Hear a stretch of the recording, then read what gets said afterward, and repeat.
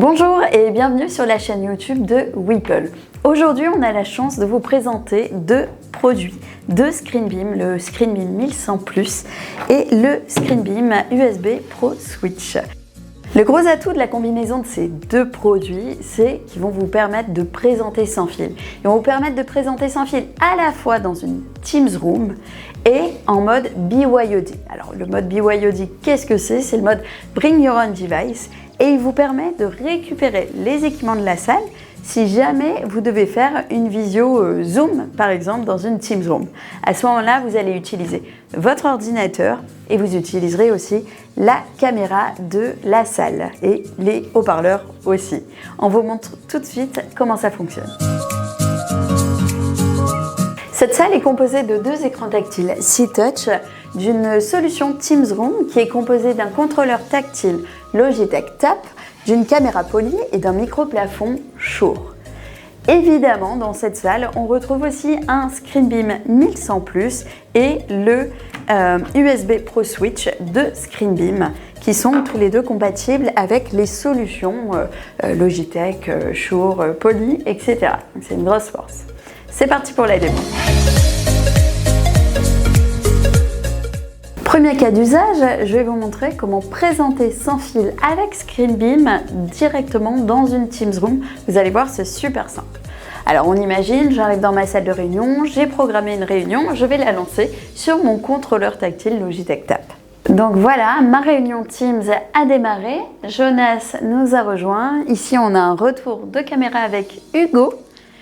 Et je vais me rendre sur mon PC pour présenter l'écran de mon ordinateur directement dans la Teams Room. Vous allez voir, c'est hyper simple. J'ai juste à appuyer sur les boutons Windows et K de mon ordinateur.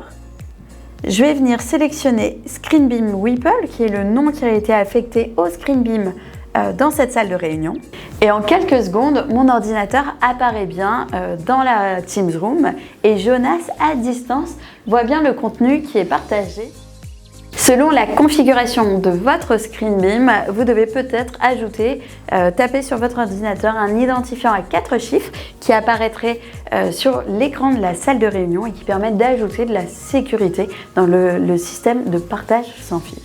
Donc voilà, vous avez vu, mon écran d'ordinateur apparaît bien sur l'écran de la salle et il est encadré d'un rectangle rouge qui signifie qu'il est bien partagé en même temps à distance. Et grosse force de ScreenBeam, c'est qu'en plus du partage sans fil qui est ultra réactif, je vais avoir une fonction tactile. C'est-à-dire qu'ici, mon écran n'est pas tactile. Par contre, si je me dirige sur l'écran tactile de la salle de réunion et que je lance Paint, par exemple, le logiciel s'ouvre et je vais pouvoir écrire Paint. Et donc évidemment, tout ce que j'écris sur mon écran tactile apparaît sur l'écran d'ordinateur qui est lui-même retransmis à distance et qui est partagé à Jonas ou à tous les autres participants qui seraient à distance dans la réunion. Et pour arrêter de présenter dans la réunion Teams, il me suffit à nouveau de faire Windows K, de sélectionner Déconnecter et le partage s'arrête. J'aurais aussi pu le faire sur le contrôleur tactile Logitech Tap.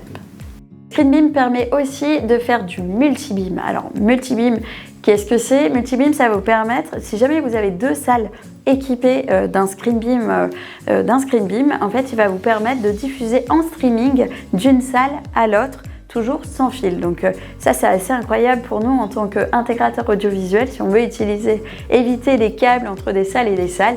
Ici, on a vraiment une fonction de streaming qui est très intéressante. Voilà, on espère que ça vous a plu, vous avez tout compris et on vous retrouve très vite pour d'autres vidéos sur notre chaîne YouTube. Encore un grand merci à ScreenBeam de nous avoir prêté ces super équipements.